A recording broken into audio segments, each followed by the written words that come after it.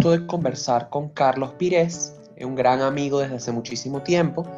Carlos es licenciado en Ciencias de Computación de la Universidad Central de Venezuela y ha participado en el desarrollo de proyectos innovadores de índole investigadora universitaria, tanto del lado de diseño de arquitectura como del lado de implementación utilizando distintos lenguajes de programación. Actualmente se encuentra residenciado en España y ocupa el cargo de Team Lead en Cluck, que es parte de una empresa más grande que se llama Barrabés, la cual se dedica a diseñar e implementar soluciones que explotan los más innovadores aspectos del lado tecnológico, incluyendo enfoques de criptomonedas, blockchain, contratos inteligentes e inteligencia artificial. Tal como habíamos conversado con ustedes en sesiones anteriores, hemos identificado que realmente el tema de blockchain es un tema que causa mucho interés y por tanto trajimos a un especialista para que nos pueda conversar un poquito más de esto. Al final de la presentación tendremos una ronda de preguntas para que cualquier duda que tengan la podamos aclarar con Carlos. Y bueno, sin más preámbulo, te doy la palabra, Carlos. Muchísimas gracias por estar aquí. Un abrazo. Muchas gracias, Omar.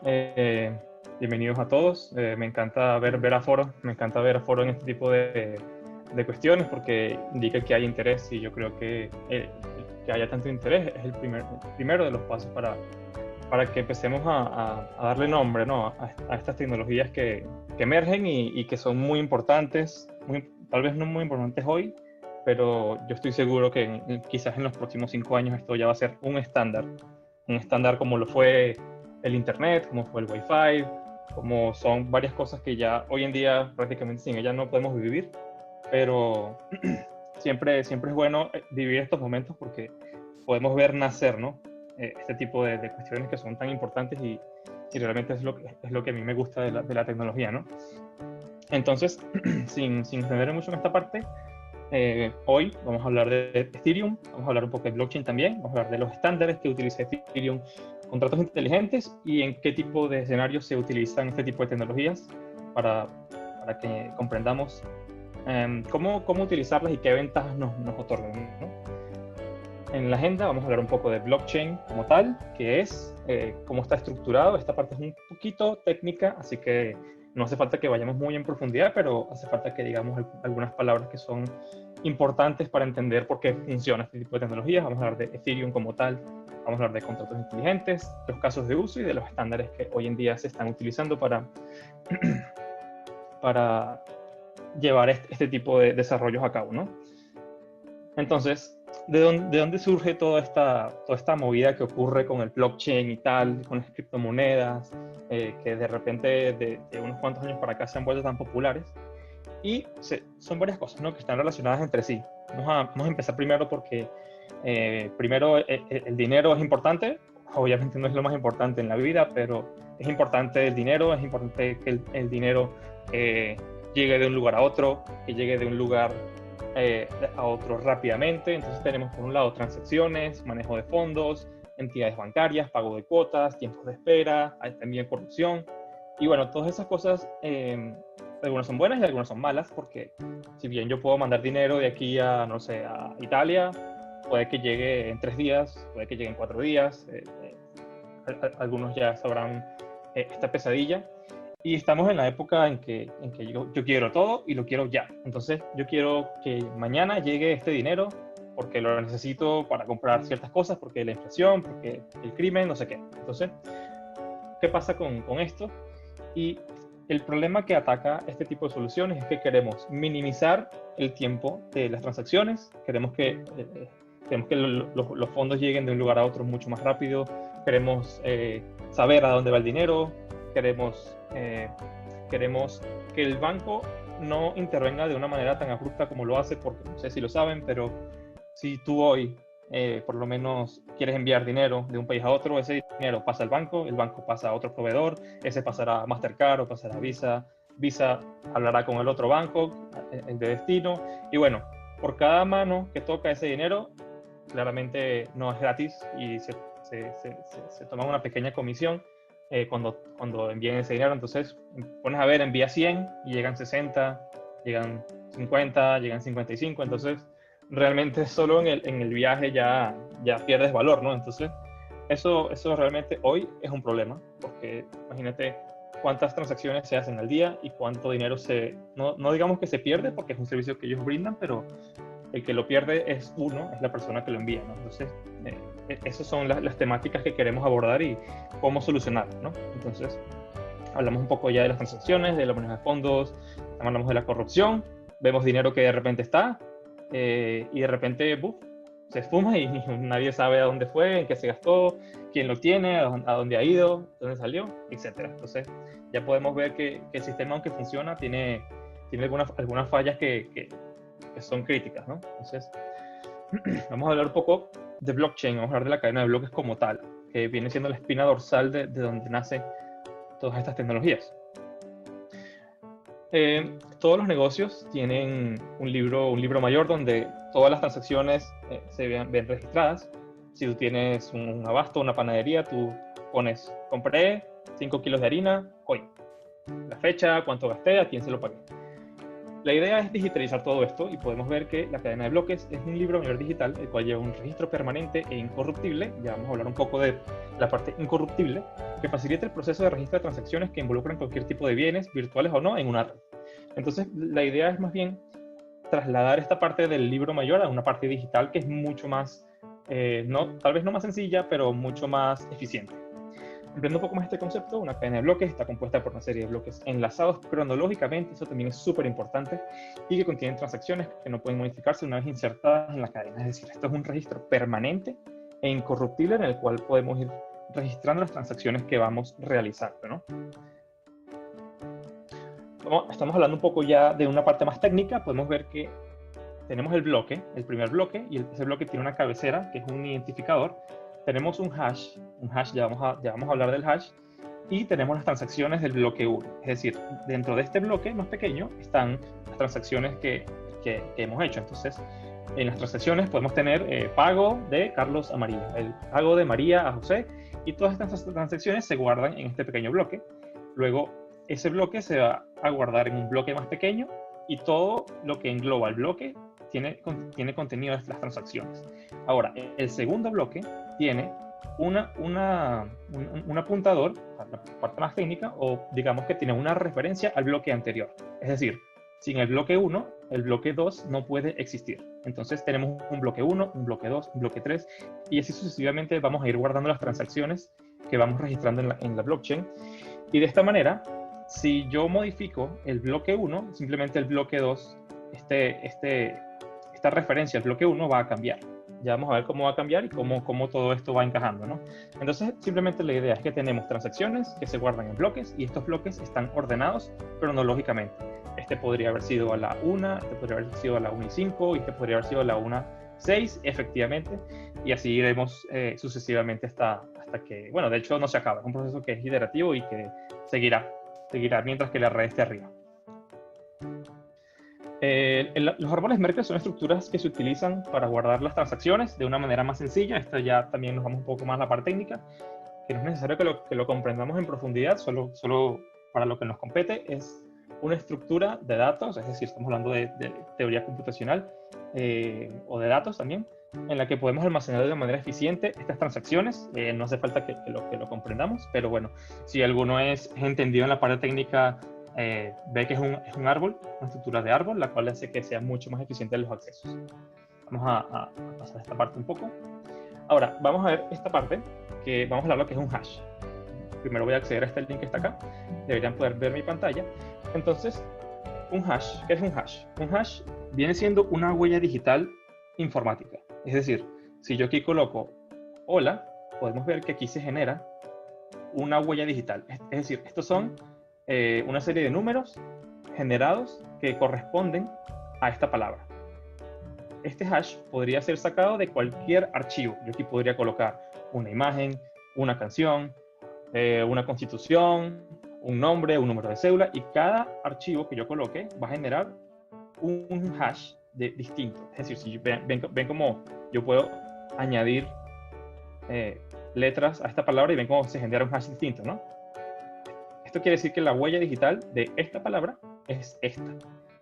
Y este número simplemente, hablando ya en términos matemáticos, es tan largo y tiene tantas combinaciones que vamos a decir que ir desde el hash hasta la palabra es bastante imposible. Bueno, bastante imposible no, es por ahora en los métodos computacionales que tenemos es imposible. Entonces, imagínense que yo aquí podría hacer, Carlos envía 5 bolívares a María. Entonces vemos que esta transacción, si yo la expreso de esta manera, ven que tiene este hash.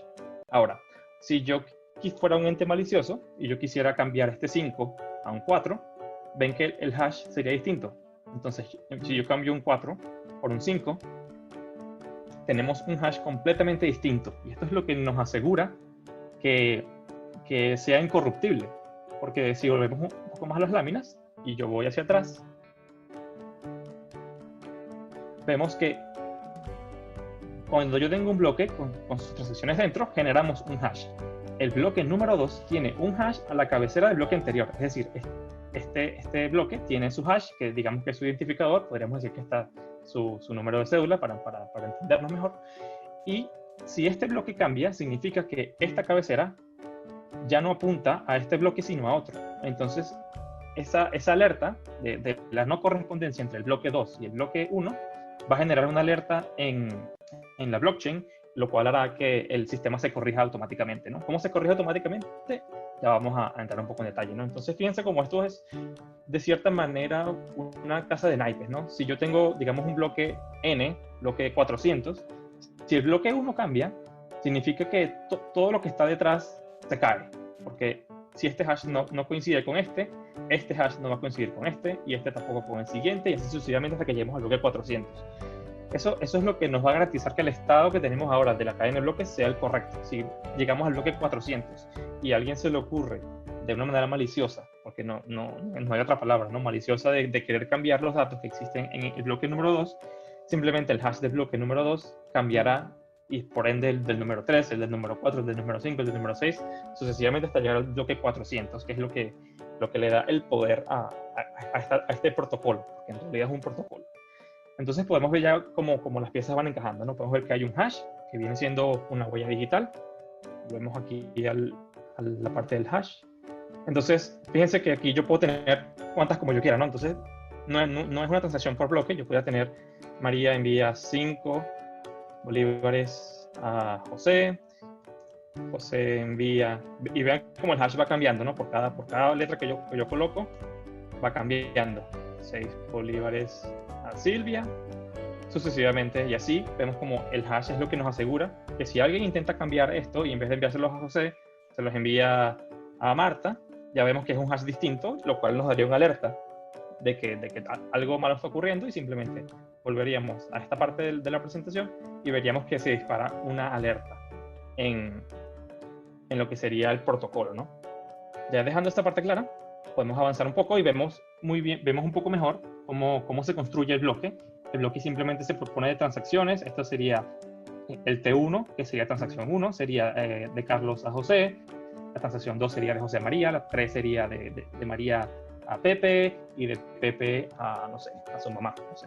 Entonces aquí vemos como que esta piscina, este bloque en la parte inferior, puede tener no solo 4, sino un número n de transacciones, las cuales sacamos el hash, y vemos que el hash de la transacción, le sacamos el hash a la transacción número 2, y vamos creando hashes a medida que vamos subiendo dentro de la estructura hasta que llegamos al bloque, ¿no? Entonces el bloque realmente lo que tiene es un chorro de números, como los que vimos en la página que les mostré anteriormente, y así es como se va expresando, ¿no? Entonces la idea es que podamos verificar que todo ocurre de una manera correcta, porque si yo construyo de acá, es decir, de las transacciones hacia arriba, yo voy generando hashes y veo que el hash que yo generé coincide con el que tiene el bloque, y así puedo saber que las transacciones que están dentro son correctas con referencia a las que están dentro del bloque, ¿no?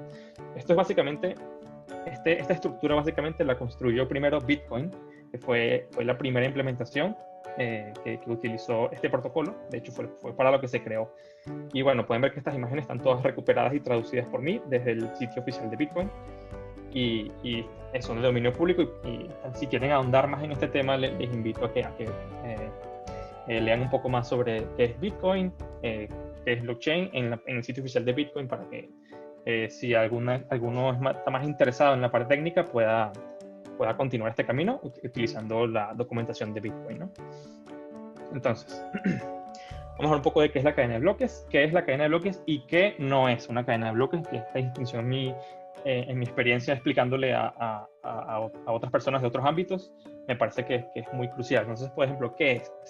Una cadena de bloques es un enfoque o un protocolo en el cual las criptomonedas se apoyan para garantizar las congruencias de sus transacciones. Esto significa que las criptomonedas no son el único beneficiario de la cadena de bloques, simplemente las criptomonedas son uno de los casos de uso que se utiliza para explicar o para apoyar este tipo de iniciativas. Una cadena de bloques no es una criptomoneda, es decir, las personas que dicen que el blockchain es una criptomoneda, simplemente es una idea errada, porque la cadena de bloques es la espina dorsal de lo que sería la criptomoneda. Podríamos hacer una analogía con un sistema operativo, no es una computadora. Una computadora se vale de un sistema operativo para poder trabajar. Esa es la analogía que podemos hacer en esta primera diferencia, ¿no? Las cadenas de bloques pueden ser construidas para ser públicas o privadas, dependiendo del caso de uso. No es una base de datos anónima. El anonimato es una parte importante de los protocolos de criptomonedas, pero de nuevo, estamos hablando solamente de criptomonedas, no estamos hablando de blockchain como tal. Es decir, si tú podrías ser parte de una blockchain y todo el mundo podría saber perfectamente quién eres. Entonces, también vale la pena hacer esa distinción, porque las cadenas de bloques pueden ser públicas o privadas dependiendo de la finalidad. Por ejemplo, cadenas de bloques como la de Bitcoin o la de Ethereum son públicas, es decir, todo el mundo puede acceder a la información que existe en ellas, todo el mundo puede ver las transacciones y todo el mundo puede básicamente hacer la traza de a dónde van los fondos, ¿no?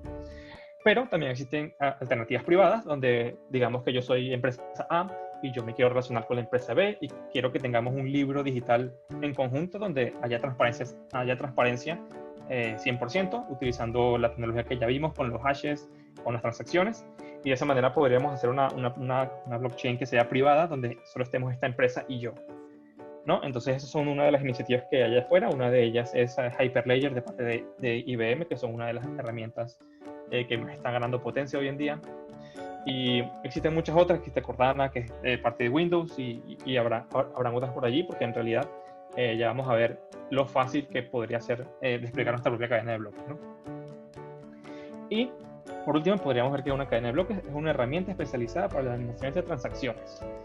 Eso no significa que sea una base de datos para todo propósito.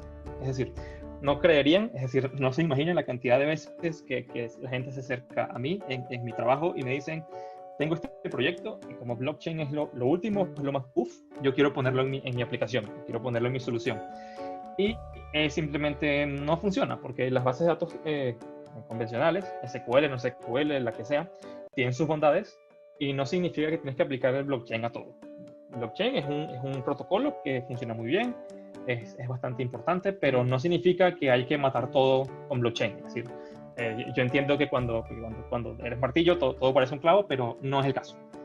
Blockchain tiene una serie de casos de uso para los cuales se adapta perfectamente y no hace falta aplicarle blockchain a una aplicación de envío de comida, no hace falta blockchain para manejar un sistema de transacciones de una escuela, no hace falta. Esto viene siendo una misconception, un concepto errado que muchas personas quieren aplicar porque como es lo último y es lo más nuevo, quieren ponérselo a todo. Entonces es importante que también paremos un poco ese tren para que nos sentemos y reflexionemos sobre dónde aplicar este tipo de tecnologías y dónde no aplicarlas. Vamos a hablar un poco de dónde viene todo esto. Esta es la curva de Gartner, que representa el hype o la adopción de tecnologías. Y podemos ver que siempre cuando una tecnología nueva sale, sube muchísimo su interés o sus expectaciones, y podemos ver que cuando algo sale, ya como que empieza a subir, entonces todo el mundo está hablando de eso, que es la parte que está aquí arriba. Luego viene un proceso en el que ya pasa como un segundo plano, ¿no? Y luego viene un proceso ya de adopción normal, donde ya encontramos para qué sirve, para qué no sirve, y para qué está aquí y para qué no está aquí. Entonces podemos ver que, por ejemplo, blockchain ya está como bajando un poco en la curva, ¿no? Porque eso pasó con todo. Fíjense que ahora estamos hablando de quantum computing, computación cuántica, tal, que ahora todo el mundo está hablando de eso. Esto está un poco desautorizado desde el 2018, pero ahora todo el mundo está hablando de computación cuántica, wow, que va a cambiar el mundo y tal. El 5G también podría estar por aquí está el 5G, ya vemos que va subiendo un poco más, pero ya vemos que, por ejemplo, Internet de las Cosas, redes neuronales, inteligencia artificial, ya va como bajando un poco, ¿no? Ya va bajando como un poco la emoción, porque ya descubrimos que no es el cáliz, ya descubrimos que tiene cosas para los que funcionan y también tiene cosas para los que no funcionan. Y bueno, es importante que conozcamos esta curva porque pasa con todas las tecnologías, pasó con el Wi-Fi, pasó con el infrarrojo, el NFC, pasa con todo. Todo empieza con hype, como que sí, esto va a cambiar el mundo, vamos a ver qué tal, esto es lo más. Y luego empieza un proceso de adopción, de internalización de las tecnologías y bueno, al final encontramos como ya un camino para estas tecnologías donde ya sabemos para qué sirve y para qué no sirve, ¿no? Entonces ya blockchain a mí me parece que va bajando un poco, ya está entrando en un proceso de maduración, lo cual es muy importante porque significa que por lo menos pasó la prueba de que no falla en todo, sino que ahora ya sabemos para qué sirve y ahora ya podemos ir adentrándonos en esta curva de estabilidad donde podemos darle un uso correcto a estas tecnologías, ¿no? Continuando un poco, podemos ver que existen miles de criptomonedas y vamos a ver por qué existen miles de criptomonedas y por qué pareciera que nace una cada día, ¿no? Podemos ver por qué pasa esto. Y hay mucha gente que es muy maximalista, entonces dicen que, bueno, solo Bitcoin es la mejor, o solo Ethereum es la mejor, o solo Dash es la mejor. Y bueno, yo no soy tan maximalista, me gusta verlos como si era una analogía con los carros, ¿no? Como que cuando salían los carros, no todos los carros son Ford. Hay Ford, hay Jeep, hay Toyota, hay, no sé, cierta cantidad de marcas de carros y cada marca es buena en algo, ¿no? Y a mí me gusta mostrar esta diapositiva porque vemos que hay muchas criptomonedas y cada una tiene su ventaja. Entonces, para mí, ellas deberían coexistir y no ser solo una, porque cada una puede brindar diferente valor a lo que queremos hacer, ¿no? Entonces, es importante que sepamos que existen muchas. Es importante conocer las ventajas de cada una porque a lo mejor que tenemos un proyecto de negocios, algún business plan y queremos saber cuál sería la mejor que podamos utilizar. Y bueno, existen diferentes ventajas que tienen cada una, porque por ejemplo Bitcoin fue la primera y es la más fuerte, pero por temas de antigüedad. Está Ethereum, que te permite desplegar contratos inteligentes, lo cual Bitcoin no puede hacer. Existe Tron, está Dash, que lo utilizan mucho en nuestro país. Cada una tiene sus ventajas y es importante conocerlas para poder aprovechar lo que ellas nos brindan, porque en realidad, en el fondo, a las personas que desarrollan este tipo de criptomonedas no ganan un centavo desarrollándolas. Ellas ganan dinero si en algún momento ellas empiezan a valer algo, ¿no? Y cómo decidimos que algo vale es porque como comunidad decidimos que tiene valor. Es decir, como que ahora Bitcoin vale cierta cantidad de dinero, pero vale esa cantidad de dinero porque un montón de gente se puso de acuerdo y dijeron, bueno, para nosotros Bitcoin vale algo, ¿no? Y bueno, mientras más gente se sume a esa ola, más van a tener valor y así es como se maneja un poco este ecosistema, ¿no? No es que una es la mejor, sino que para mí, cada quien tendrá su opinión, ellas deben coexistir y brindar sus diferencias, ¿no?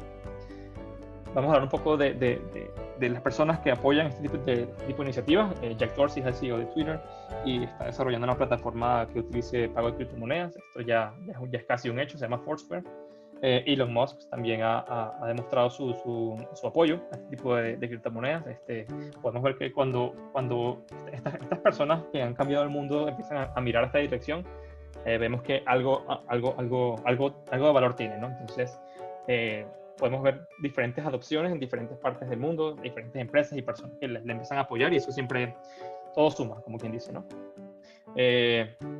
El Watford FC de la Liga Premier viene siendo el primer equipo de fútbol que le paga a sus jugadores en criptomonedas, lo cual viene siendo un avance porque ya es una empresa o bueno, un equipo de fútbol que viene siendo bastante grande, que maneja bastante dinero y ya empiezan a hacer estos pagos porque simplemente es mucho más sencillo, ¿no? Entonces, este tipo de adopciones son muy importantes y por ejemplo, de manera personal a mí me contenta mucho porque siento que es un avance en cómo funciona el sistema del dinero, que es de los más antiguos del mundo. Bill Gates también ha manifestado que le parece una idea interesante. No lo veo tan entusiasmado, pero ha reconocido que estas ya son partes del ecosistema económico y es importante también que si bien no la apoyes, reconozcas el valor y yo creo que esto es algo de lo que Bill Gates ha empezado a hacer. Y bueno, eso me parece importante el reconocimiento que empieza a ganar este tipo de iniciativas, ¿no? Ahora, ya que hablamos un poco de la cadena de bloques, hablamos un poco de Bitcoin, hablamos un poco de las criptomonedas, de qué son, de dónde salen, vamos a hablar un poco de Ethereum en concreto, ¿no? ¿Por qué hablamos de Ethereum en concreto? Porque es la que, por ahora, da la mayor flexibilidad a la hora de crear aplicaciones que interactúen con Ethereum. Entonces, Visa o Mastercard no serían nada si no pudiéramos acceder a Visa o Mastercard para hacer cosas con ese dinero, ¿no? No tiene sentido tenerlo ahí guardado y no poder tocarlo. Ethereum nos brinda una manera de poder tocarlo de cierta manera mediante aplicaciones distribuidas, y ya vamos a hablar un poco más en profundidad de lo que significa una aplicación distribuida y de por qué Ethereum es la primera que nos permite hacer este tipo de emprendimientos, ¿no? Vamos a hablar aquí. Yo coloco este link porque que este link exista, si yo accedo a esta página, básicamente yo aquí puedo ver el código fuente de Ethereum. Es decir, cómo funciona el protocolo está escrito específicamente en este repositorio, ¿no? ¿Esto qué significa? Es decir, que si alguien con conocimiento técnico encuentra alguna trampa en cómo funciona el sistema, esta persona podría detectarlo porque este código es el que está en los nodos. Es decir, este es el código que se sube a producción, y aquí es donde se maneja las transacciones. Es decir, cualquiera con conocimiento técnico o no técnico podría revisar cualquier directorio de estos, entrar en los archivos y ver que son públicos. Es decir, todos estos archivos son públicos y todo el mundo puede acceder a ellos. Es decir, son de dominio popular, son software libre. Se conoce como software libre. Software libre es software que está publicado y todo el mundo puede modificarlo, copiarlo, incluso revisarlo de una manera libre. Es decir, no hay restricciones para hacerlo. Podríamos hacer una analogía en el mundo legal, donde la constitución uno puede comprar una constitución en cualquier lado. Obviamente no todos podemos ir a ese lenguaje en el que se maneja la constitución, pero lo importante es que esté ahí, porque significa que tú puedes leerla y puedes encontrar algún fallo, y bueno, si de alguna manera encuentras algún fallo, puedes llevarlo a las instancias mayores, y si tiene sentido lo que propones o lo que ves, algo puede hacerse al respecto. A eso voy. Si aquí alguna persona encuentra alguna falla en este sistema, simplemente puede reportarlo, y la Ethereum Foundation se encargará de evaluarlo y ver que efectivamente el sistema funciona y cómo funciona, que también es importante, ¿no? Entonces, de esta manera, alguien podría meterse en el sistema y encontrar alguna falla y asegurarse de que el sistema no esté corrupto de alguna manera, ¿no? Entonces, eso es muy importante con este tipo de tecnologías, porque esto es lo que le da la credibilidad al protocolo. Es decir, Bitcoin también es público. De hecho, la mayoría de las criptomonedas son públicas, lo cual hace que le genere mucha confianza al usuario, porque si este protocolo está validado por los expertos del sector, eso le va a generar mucha más confianza a las personas para que empiecen a usar este tipo de tecnologías. Entonces, bueno, es importante que sepamos que esto es de dominio público, que todo el mundo puede copiarlo, modificarlo y hacer lo que quiera con él. Eso es una de las ventajas que nos da Ethereum como tal, y también las demás criptomonedas. Vamos a hablar un poco de su creador. Su creador es Vitalik Buterin. Bueno, uno de sus creadores es un programador de escritor ruso. Creo que tendrá 26 o 27 años. Claramente es una persona con un intelecto bastante envidiable. Es uno de los cofundadores de Ethereum, cofundador de la Bitcoin Magazine. Descubre Bitcoin en 2011 y se enamora del protocolo, pero ve que le hace falta algo, ¿no? Que ese algo que le falta viene siendo una interacción más personalizada, que vendría siendo lo que sería Ethereum. Le dieron un PhD honorario cuando por fundar Ethereum. Un PhD honorario, para los que no lo sepan, es una contribución a la humanidad que es reconocida por varios agentes académicos, y cuando eres reconocido te dan un PhD honorario, donde simplemente no cursas académicamente el programa de un PhD, pero tu aporte al beneficio de la humanidad es tan importante que simplemente debe ser mencionado, ¿no? Actualmente Vitalik es una de las personas que está a cargo de la fundación de Ethereum, y una de las cuales decide hacia dónde se dirige el protocolo, ¿no?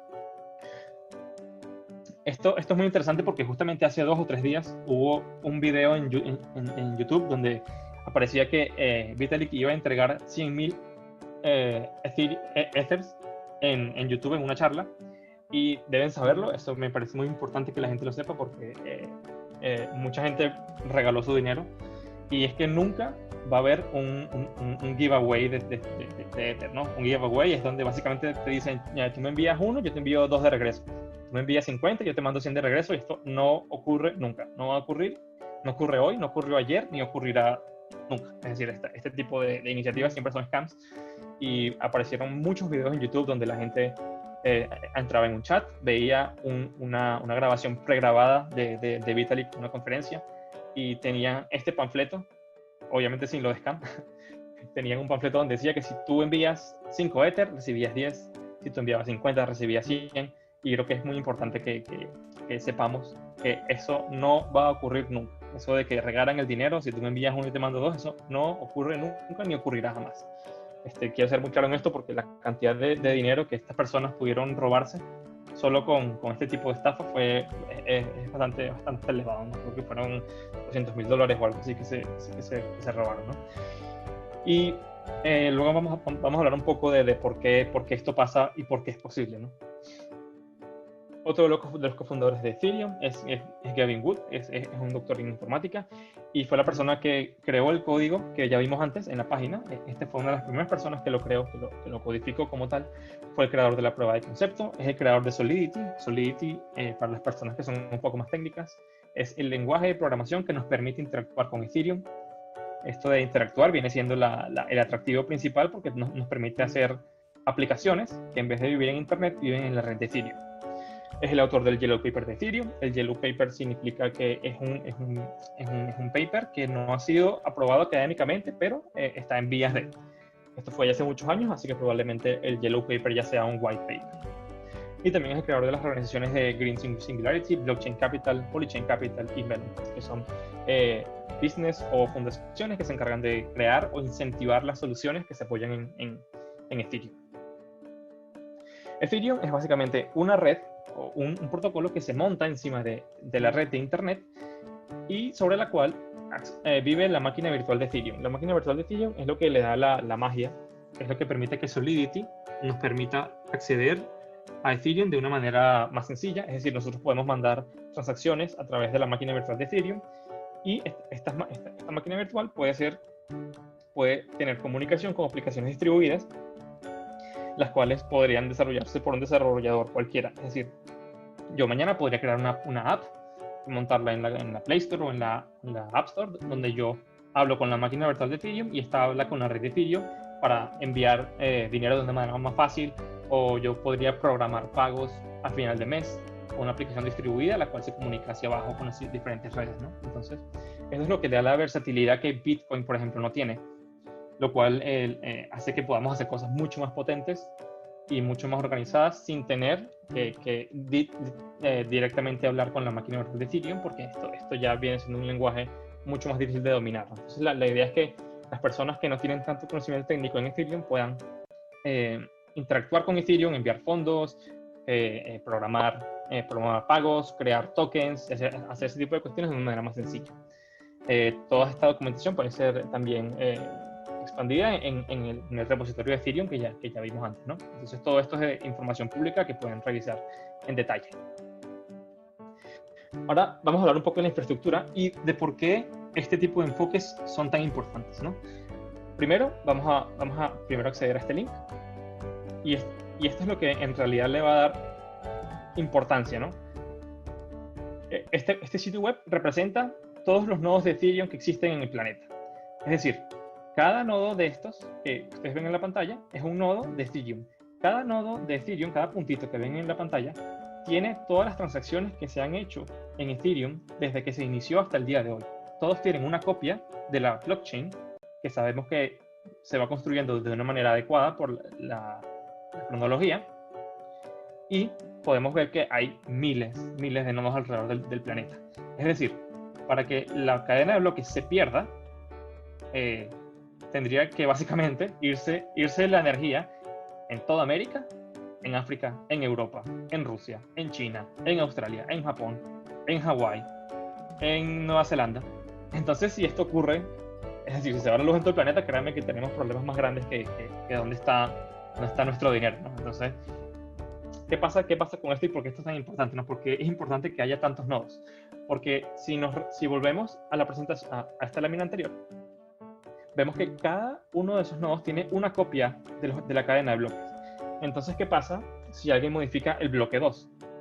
Significa que si este nodo que está acá, nada más este nodo solito, tiene una copia distinta, él va a hacer un consenso con el resto de los nodos del planeta para verificar si la versión que él tiene de la cadena de bloques es la correcta. Y cada uno tiene su propia versión. Es decir, si alguien quisiera atacar la red de Ethereum, tendría que atacar 6.000, bueno, 7.500 nodos, lo cual yo creo que es imposible. Imposible con el poder computacional y con la tecnología que tenemos hoy en día, es imposible que tú puedas hackear simultáneamente los 7.000 nodos que vemos en la pantalla. Lo cual esto le da una robusticidad a un sistema bastante importante, ¿no? Porque, por ejemplo, si tú tienes tu aplicación o tu software en Amazon o en Azure, o en estas plataformas de la nube, podemos ver Amazon Data Service Location. Podemos ver Data Service Location. Podemos ver un Maps, o mejor dicho, unas imágenes. Y podemos ver que los nodos de Amazon están distribuidos en una manera regional. Entonces podemos ver que habrá ¿cuántos? 2, 7, habrá como 20 nodos aquí, ¿no? Entonces, esto es mucho menos potente que esto, porque aquí podemos ver cuántos hay. Es decir, cada uno de estos nodos tiene una copia de la blockchain. Si este se cae, simplemente hay 7.499 nodos listos para tomar su lugar.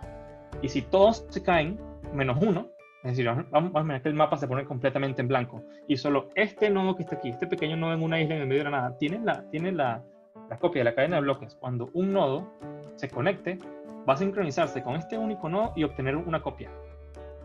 Y así se va a expandir sucesivamente. Es decir, cada uno de estos nodos está conectado con otro, y cuando llega una nueva transacción, todos estos nodos validan que la transacción es correcta.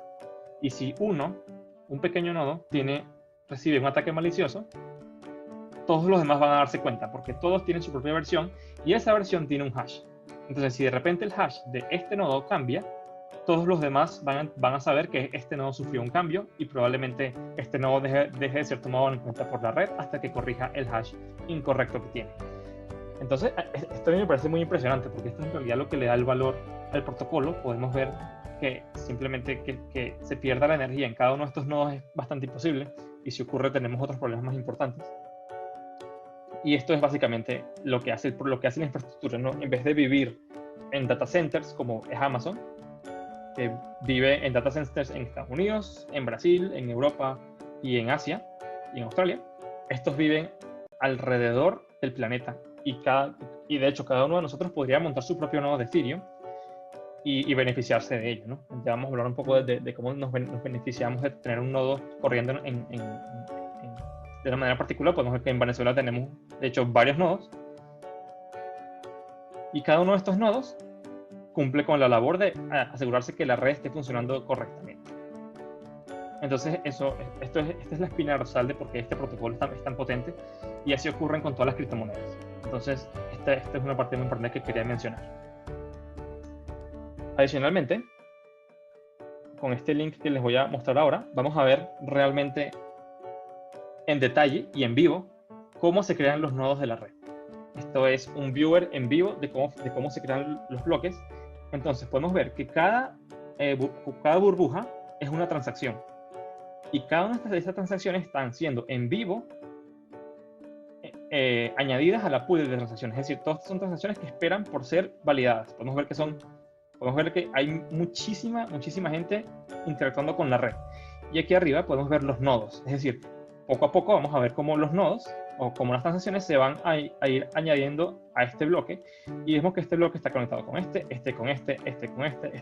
Es decir, podemos ver que ahí vemos cómo las transacciones se firman, es decir, se minan y se añaden al bloque. Esto es lo que le da la autenticidad a las transacciones, y podemos ver cómo se van conectando unas con otras y cómo los bloques se van armando. Entonces podemos ver que los bloques se van armando, pasan de la piscina, donde están todas las transacciones de todo el mundo, se insertan en el bloque, y una vez que el bloque está lleno, eso tiene una capacidad, creo que son de 20 megas o algo así, pero esto va variando, y cuando se llena el bloque, simplemente se firma y se enlaza con el siguiente. Entonces podemos ver cómo los nodos se van conectando cronológicamente uno tras de otro y se genera esta línea entre ellos, ¿no? Esta línea es lo que representa el hash, es decir, este nodo apunta a este, y este a este, y este a este, y este a este, y así sucesivamente. Entonces, si este puntito que está acá, el más pequeño de todos, vamos a ver si puedo poner esto un poco más grande. Si este nodo, si esta transición cambia, todo el hash del bloque cambia. Entonces, si este hash va a cambiar, este va a cambiar, y este va a cambiar, y entonces empieza a caerse el castillo de naipes, ¿no? Y cuando eso ocurre, habrá otra copia de la blockchain, la cual tenga la copia correcta y le muestre, mira, esta es la copia correcta. Y habrá un protocolo entre todos los nodos de la red, las cuales determinarán cuál es la copia correcta. Pero esta herramienta me parece genial porque, de hecho, una de las cosas que hace que sea pública es que tú puedes ver el valor. Por ejemplo, si tú pones el mouse encima, puedes ver que aquí alguien quiere mandar 5 Ether, esta persona quiere mandar 6 Ether, esta persona manda 11, esta persona está creando un contrato inteligente que va a vivir en la red de Ethereum, esta persona está enviando 0, esta envía 4, esta envía 0.10, y bueno, aquí están todas las transacciones que están haciendo todo el mundo en vivo, y podemos ver cómo se van firmando y se van añadiendo la cadena de bloques, y bueno, ya por lo que hemos visto antes, vemos que esto es incorruptible, porque si uno se rompe, por así decirlo, de hecho este está roto, y vemos como este ahora se conecta con este, y este con este, porque algo ocurrió acá que no fue validado con el resto de los nodos, y vemos como este simplemente aparece en rojo, y ahora este se conecta con este. Y así es como se va armando la cadena. De hecho, esto es la representación literal de la blockchain. Y me parece súper interesante cómo funciona. Así que creo que es un ejemplo muy claro de cómo funcionan las transacciones, cómo se van firmando y cómo se añaden a los bloques. Vamos a seguir por la presentación. Y me voy apurando un poco porque ya voy acercándome a los 45 minutos. Creo que me puedo extender un poco más, pero si me paso por mucho, Omar, me avisas, ¿no? Vamos a hablar un poco de los retos a superar. Esta lámina es del 2018, pero los números no deben distar mucho, ¿no? Sistemas tradicionales como Visa o Mastercard pueden procesar 45.000 transacciones por segundo, lo cual es bastante, pero Bitcoin y Ethereum todavía están un poco cortos en este número, porque vimos que Bitcoin, por lo menos en el 2018, solo podía hacer 7 por segundo. Ethereum en el 2018 puede ser 15, creo que ahora es un poco más, creo que ahora puede ser 50 y 15, algo así, pero todavía no están a la par de los verdaderos gigantes de los sistemas tradicionales. Entonces, este es uno de los retos a superar que nos genera las criptomonedas o la cadena de bloques como tal. Es uno de los retos en los que tienes que mejorar para poder ponerse a la par de lo que es Visa o Mastercard o cualquier plataforma de pago tradicional. Estos números van subiendo cada día, es decir, el protocolo se mejora cada día, porque como todo el mundo puede aportar, todo el mundo puede poner sus ideas, y algunas personas tienen muy buenas ideas, las cuales se van poniendo en producción bastante rápido, ¿no? Entonces estos son algunos de los retos a superar, los cuales van mejorando. Una de las limitaciones es que con Ethereum tenemos que ser nuestro propio banco, y ser nuestro propio banco es una responsabilidad muy grande que a mí me parece que aún no estamos listos para afrontar. Las criptomonedas no tienen mecanismo de recuperación, es decir, si tú envías Ether de una transacción, no hay cómo revertirla. Entonces eso es súper importante, porque una de las ventajas de los sistemas tradicionales es que si tú envías dinero y el dinero no lo enviaste tú, o es un fraude, tú puedes llamar al banco, y el banco de cierta manera te apoya en ese sentido. En este tipo de protocolos el apoyo es cero, es decir, somos completamente responsables de a dónde enviamos el dinero y cómo lo recibimos. No es posible revertirla, por lo que ya vimos en cómo funciona la blockchain. Las cuentas son anónimas. Esto realmente representa un problema, porque como no podemos saber quién envía los fondos, se puede prestar para muchas malas prácticas, es decir, mercado negro, venta de drogas, venta de armas, y bueno, esto es uno de los problemas que más duro le pega a las criptomonedas, lo cual viene siendo, por ahora, no parece una solución clara, pero también tenemos el derecho de ser anónimos en lo que creemos. Es decir, no queremos ser partes del sistema, o quieres ser parte del sistema. Me parece que los dos enfoques son correctos, pero estoy completamente de acuerdo en que este tipo de iniciativas se pueden prestar para malos fines, pero bueno, como todo, hay cosas buenas y cosas malas. Estafas y phishing abundan en internet, como la que mencioné anteriormente. Hay un giveaway. Yo te digo que si tú me mandas 5, yo te reenvío 10. Eso no ocurre. Hay que estar muy precavidos con eso y ser muy responsables. Por ahora, este tipo de iniciativas requieren software especializado y usabilidad por parte de los usuarios no técnicos. Estos son para mí los dos más grandes obstáculos que enfrentan por ahora, porque debes saber un mínimo de cómo funciona el protocolo para empezar a manejarlo. No es como una aplicación donde simplemente aparece el dinero frente a ti y tú quieres enviarlo. Es un poco más complicado que eso por ahora, pero como dije anteriormente, estos son esfuerzos que se están haciendo para hacerlo mucho más amigable al usuario sobre cómo podemos hacer que esto llegue a las personas no técnicas, que es realmente un desafío y es a lo que se enfrenta hoy el protocolo. Vamos a hablar un poco de los impuestos o lo que se llama gas. Es decir, cuando tú envías una transacción, debes pagar un pequeño impuesto para funcionar, porque si no se hace, es decir, el protocolo requiere un mínimo de impuesto para funcionar, para así protegerse de ataques masivos, es decir, para que no hayan ataques masivos que inunden la red con protocolos, con transacciones, las cuales estén vacías. Entonces, si yo envío un montón de transacciones vacías, yo podría colapsar la red porque los nodos tienen una capacidad de cómputo. Entonces, si te costara un poquito de dinero cada ataque, te lo pensarías 2 veces antes de hacerlo. Entonces, gas y Wave son notaciones utilizadas para representar Ether, la cual viene siendo el valor que se intercambia mediante las transacciones. El gas representa una especie de combustible o impuesto para realizar operaciones en la máquina virtual de Ethereum. Diferentes operaciones requieren distintas cantidades de gas. Un Ether, es decir, un Wave representa 0.000 no sé cuántos Ether. Es decir, podemos dividir el Ether cierta cantidad de veces y así podemos cobrar este pequeño impuesto, ¿no? Estos pequeños impuestos se calculan mediante qué tan compleja es tu operación en la red. Es decir, si tú quieres hacer una plataforma de pagos en criptomonedas utilizando Ethereum y quieres hacer una suma, una resta, una multiplicación y comparar el resultado, esto te va a costar 14 de gas. 14 de gas, sacamos una cuenta, está acá. 14 de gas por el precio actual del Wave y esto va a ser lo que te va a costar a ti como emisor de transacción pagar esa transacción.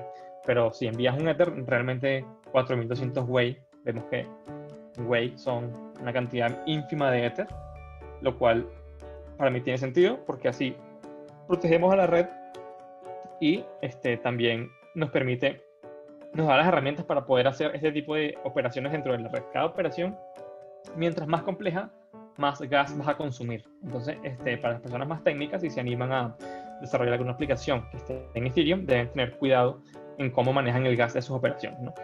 Esto es para las personas un poco más técnicas y por eso no voy en tanta profundidad, pero esto es parte de cómo funciona el protocolo por detrás, ¿no? Vamos a hablar un poco de la prueba de trabajo.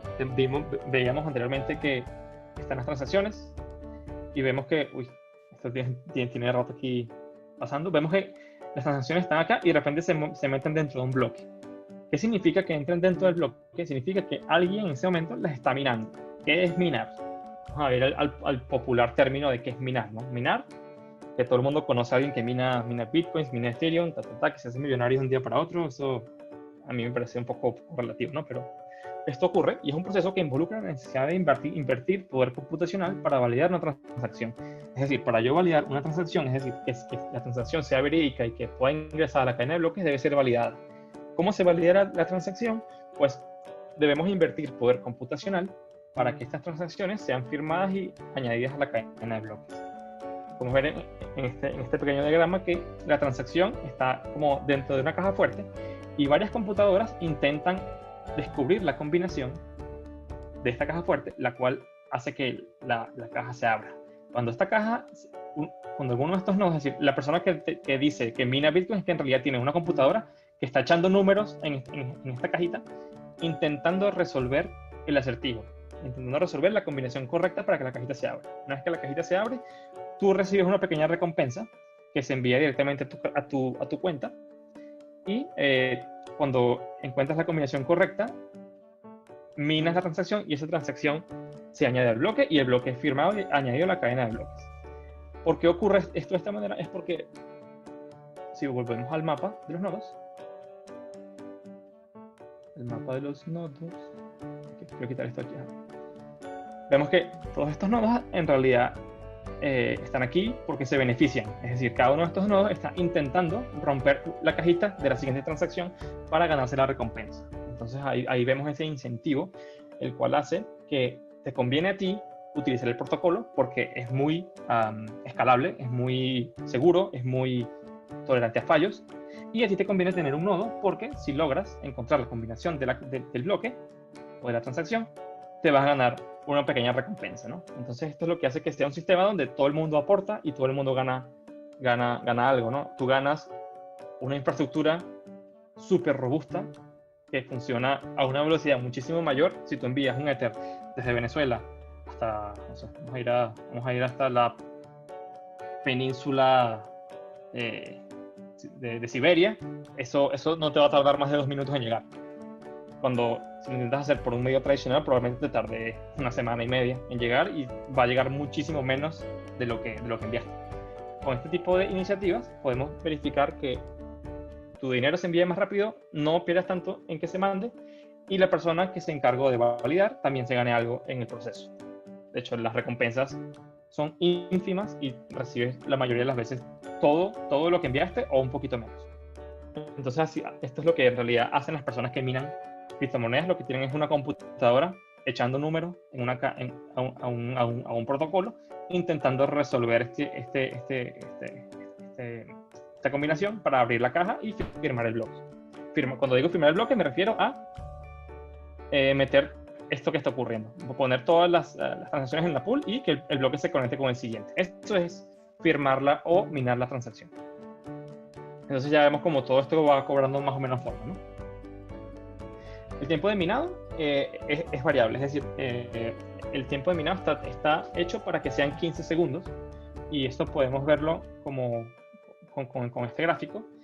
Cuando tenemos un nonce, el nonce viene siendo la combinación de la caja fuerte que la puede abrir y la computadora lo que hace es simplemente probar un número al azar. Entonces prueba el 1, prueba el 2, prueba el 3, prueba el 4 y así sucesivamente hasta que el hash que genera, el hash realmente es un número expresado en hexadecimal. Aquí me estoy yendo un poco más a lo técnico, pero solo para mencionarlo, en la transacción le sumas un nonce y eso genera un hash y el hash en realidad es un número y cuando ese número cumple una condición, consideras que de cierta manera abriste la caja y la transacción te corresponde a ti añadirla a la cadena de bloques y te ganas la recompensa.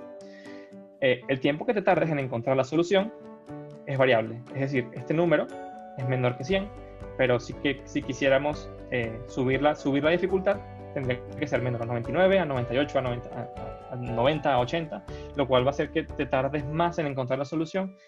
Y si te estás tardando mucho, es decir, vimos que eran 15 segundos, si la gente se está tardando normalmente más de 15 segundos, este valor, que viene siendo menor que 100, empieza a subir para que el rango de soluciones sea más amplio y el tiempo de minado se reduzca. Aquí sé que me estoy yendo un poco a los números, pero solo para que lo entiendan por encima cómo va a funcionar.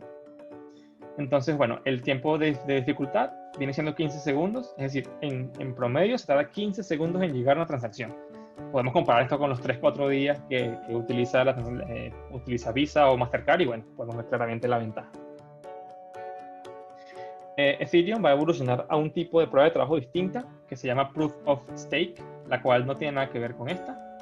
Tiene un poco que ver, pero en realidad es otro enfoque y bueno, como no es la versión actual, simplemente no voy a pararme aquí mucho tiempo, solo quiero mencionarles que Ethereum está en un proceso de remodelación y que van a pasarse a otro protocolo de verificación, el cual se llama Proof of Stake, el cual, bueno, creo que por el tiempo no nos compete mucho hablar sobre él, pero bueno, podemos mencionarlo más adelante. Y ahora vamos a hablar un poco de los contratos inteligentes, que viene siendo lo más atractivo del protocolo, el cual te permite desarrollar aplicaciones que interactúen con Ethereum. Los contratos inteligentes no son más que los mismos programas informáticos que ya existen alrededor del mundo, solo que estos tienen la capacidad de vivir en cada uno de estos nodos, mientras que los programas tradicionales, es decir, los que son lenguajes de programación tradicionales, viven en los data centers de Amazon, que están localizados en estos data centers. Un smart contract o un contrato inteligente viene siendo un contrato que está especialmente creado para vivir en cada uno de estos nodos. Y bueno, ya hablamos mucho de la importancia de la ventaja que tiene un un programa informático de que viva en uno de estos en vez de en un data center de Amazon o de Azure o en la nube o donde sea.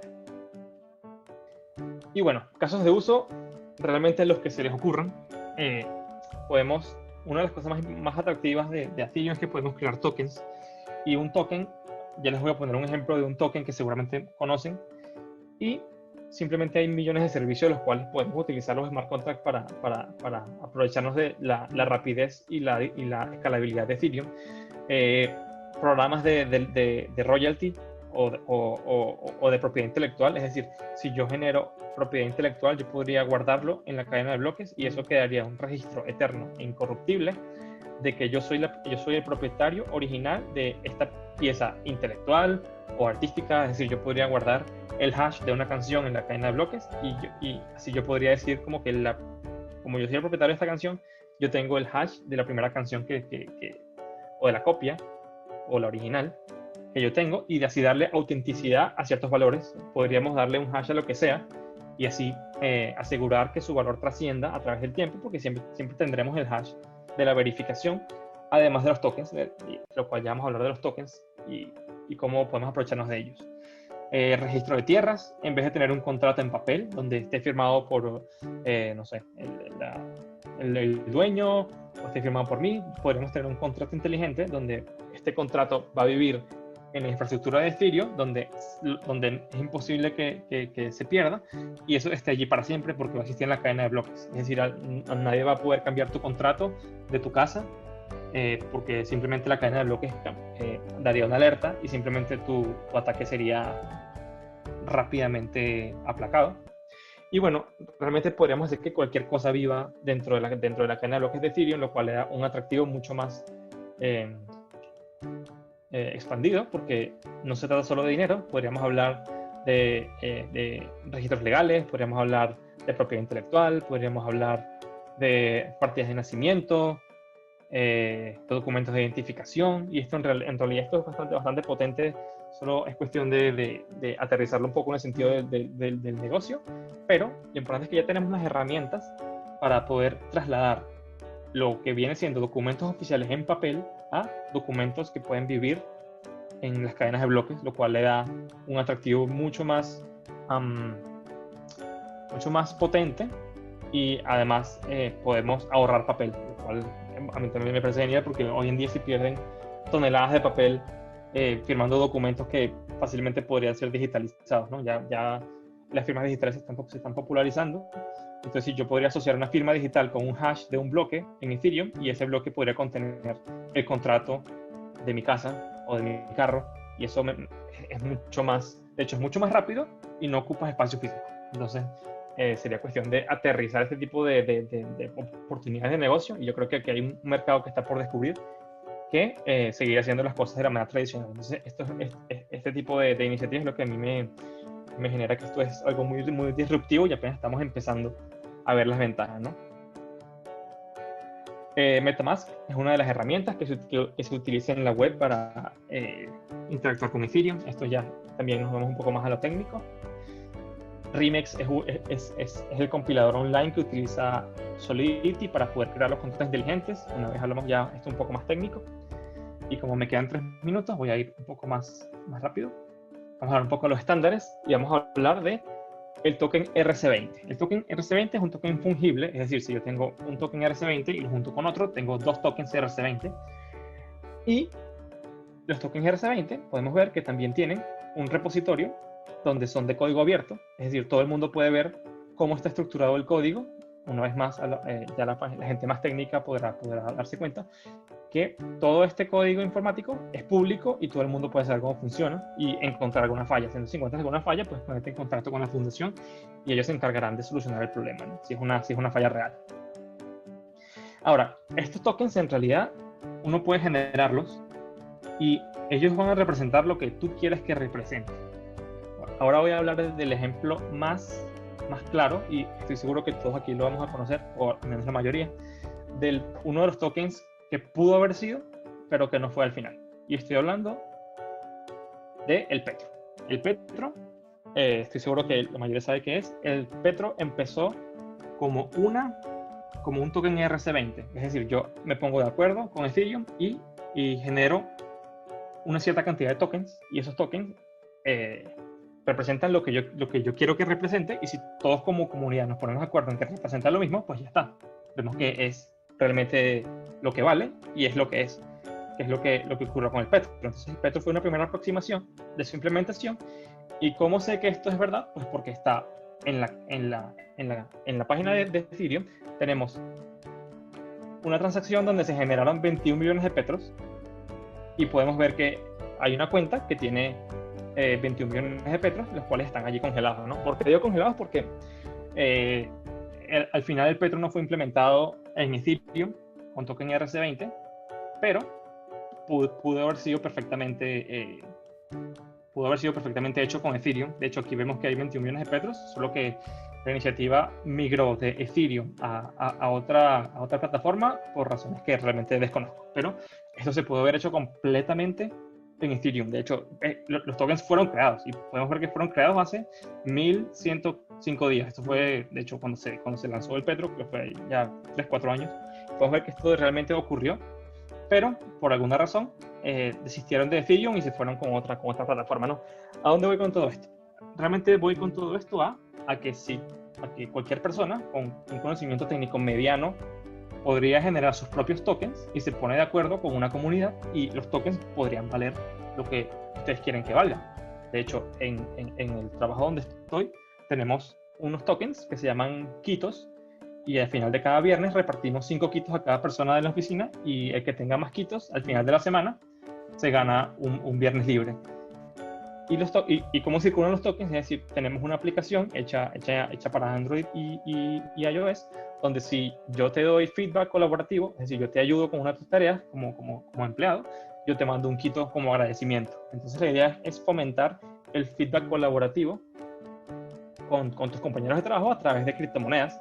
Y lo bueno es que todas estas criptomonedas por detrás tienen esto. Es decir, que sean hackeadas o que se generen nuevas monedas es bastante difícil, porque todo está validado por los bloques, ¿no? Entonces todos los bloques minan todas las transacciones que ocurren, no importa qué token estén usando. Entonces realmente tú podrías generar el token que tú quieras. De hecho, lo puedes hacer hoy día, generar el token que tú quieras y darle el valor que tú quieras para que empiece a circular y tenga todas las bondades de una criptomoneda, y que pueda circular de manera libre.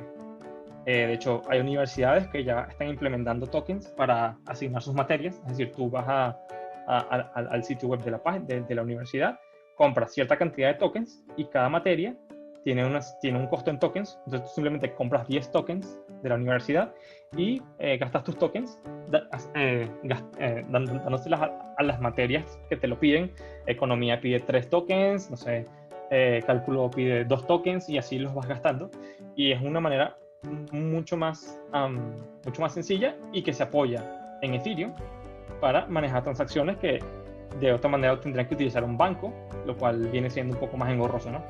Del banco no nos vamos a librar, tampoco es la meta, ¿no? Pero podríamos apoyarnos en este tipo de iniciativas para hacer cosas muy, muy, muy interesantes. Y puedo decirles que se están haciendo cosas mucho más interesantes por allí. Ya me estoy acercando un poco al final, ya vamos a terminar, no se preocupen. Sé que deben estar un poco ya ajetreados. Existen los tokens no fungibles, los cuales se utilizan para propiedad intelectual. Significa que cada token tiene un identificador propio, es decir, es como si yo mezclara, no sé, un cuadro con otro cuadro. Yo no tengo 2 cuadros, tengo un cuadro de este autor y un cuadro de este autor, lo cual también puede sernos de utilidad si queremos darle propiedad intelectual a una canción o una pintura. Podremos utilizar un token 721. Vemos que este es el token ERC20 con el estándar fungible, y este es el estándar no fungible, es decir, donde no podemos simplemente juntar 2 tokens y que se sumen, sino que un token es un token y este otro token es otro token. Y eso se utiliza mucho para proteger propiedades intelectuales. Es decir, si quisieras hacer un contrato sobre un carro o una casa, usarías un token 721 que lo hace no fungible, lo cual lo hace único entre todos los tokens 721. Una vez más, vemos que tiene un repositorio, lo cual hace que sea de dominio público. Podemos saber cómo funciona y simplemente, o podríamos implementar nuestro propio si somos lo suficientemente técnicos, ¿no? Y bueno, este tema realmente pica y se extiende, solo que por el tiempo no podemos ahondar en todo lo que se puede hacer, pero creo que dimos un abrebocas bastante interesante sobre qué es este pequeño mundillo de Ethereum, criptomonedas, blockchain, tokens y de todo lo que se puede hacer. Ya existe una iniciativa llamada CryptoKitties, que demostrar, y básicamente los CryptoKitties son gatos virtuales que son representados con tokens ERC-2021 y créanlo o no, yo tampoco me lo creo, estos CryptoKitties, estos criptogatitos valen muchísimo dinero. Es decir, si tú tienes un gato con, no sé, este gato y este gato, tienen su propia implementación de token ERC-2021 y cada uno es único. Y hay gatos más raros, hay gatos más comunes, y entonces los gatos más raros valen más dinero, y obviamente los gatos más comunes valen menos dinero, y los más raros valen más dinero, y así. Y esto es una iniciativa que, aunque a mí no me llama la atención, me parece que es interesante porque le da el valor y ve todo lo que puedes hacer con el token ERC-721. Y les repito, créanlo o no, estos gatos le aportan valor a la economía porque cada gato vale dinero. También hay otras iniciativas, pero creo que ya por el tiempo creo que no nos da chance de verlas. Pero bueno, esta ha sido toda la presentación. Creo que ahora quiero darles las gracias por su atención. Sé que este es un tema no muy fácil de entender, de digerir. Espero que haya sido de su agrado. Espero que no haya sido muy técnico. Omar, te cedo la palabra. Muchísimas gracias por esa presentación, Carlos. Estuvo fantástica, de verdad. Es muy cómico ver cómo está migrando el mundo a ciertas cosas y cómo un gato virtual puede valer dinero y cómo un contrato inteligente de una canción puede volver a darle, por ejemplo, cierto poder a los artistas, porque esto es una anécdota muy cómica. Hace un tiempo, cuando un artista llegaba a 1 millón de canciones vendidas, ganaba un monto sustancial que podía mantenerlo más de una mitad de un año en un país bastante desarrollado. Ahora, cuando un artista llega a 1 millón de canciones vendidas, puede comprarse una pizza, más o menos. Entonces, con este tipo de cosas, muchos artistas están migrando a blockchain y están teniendo la propiedad intelectual de la canción, dependiendo de su uso, almacenada en una red de datos. Entonces, si por ejemplo yo necesito la canción para un comercial, pago un monto, pero si necesito la canción para una película, pago otro monto, y si yo la quiero disfrutar desde mi casa, puede ser hasta gratis. Entonces estamos viendo que el mundo está migrando y bueno, nada, muchísimas gracias por la presentación, de verdad estuvo fantástica, Carlos, muy agradecido. Esperamos que realmente les haya parecido interesante la charla.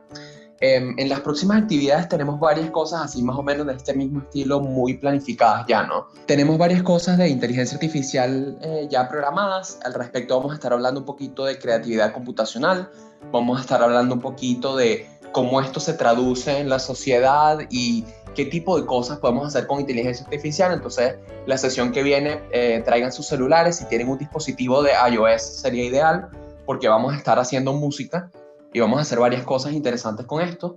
En sesiones posteriores vamos a hablar de cosas como marketing digital, vamos a hablar otra vez de inteligencia artificial, pero más hacia vehículos autónomos.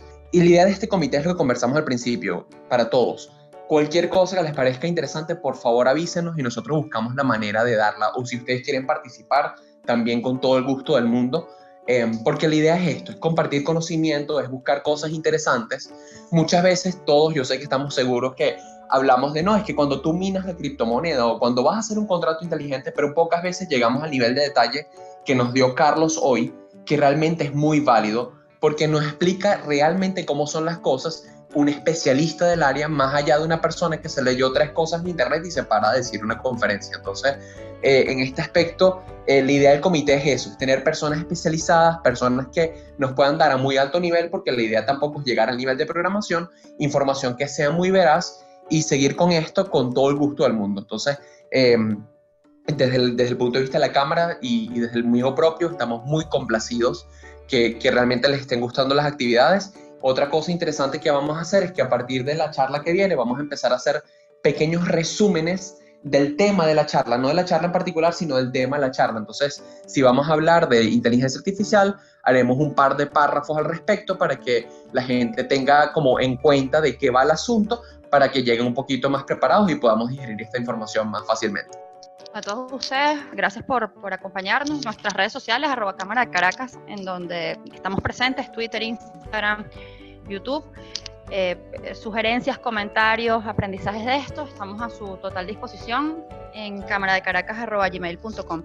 Un gusto haberlos tenido el día de hoy y nos vemos en las próximas actividades.